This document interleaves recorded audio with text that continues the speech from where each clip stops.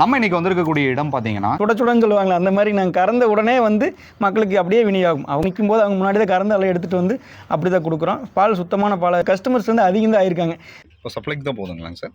ஆமாங்க சார், ஆமாங்க. கொடுக்குறீங்க. நீங்கள் கொடுக்குறது 1 லிட்டருக்கு மேலேயே இருக்க மாட்டிருக்கு. ஆமாங்க, கஸ்டமருக்காக வந்து நம்ம இது கொஞ்சம் கூட கம்மியாக இருந்துடக்கூடாது. சரிங்க சார். நம்ம சுத்தமான பால் அப்படிங்கிறது ஒரு மெயினாக ஒரு இது இருக்குதுங்க. ஒரு சின்ன கலப்படங்கிறது ஏதோ ஒரு சில இடத்துல 100க்கு ஒரு 70% கலந்துடுறாங்க. மாடு ஃபுல்லாக நம்ம வெயில் டைம் ஃபுல்லாகவே உள்ளதாக இருக்குங்க. ஒரு 2 மாட்டுக்கு ஒரு ஃபேனுங்கிற விதத்தில் ஃபேன் ஃபுல்லாக மாட்டியிருக்கோம். இது எல்லா இடத்துலையுமே இந்த சொட்டு நீர் பைப் ஃபுல்லேருந்து பைப் நாங்கள் போட்டிருக்கோம். வேணுங்கிற இடத்துல இதே மாதிரி நம்ம ஓப்பன் பண்ணிக்கலாங்க.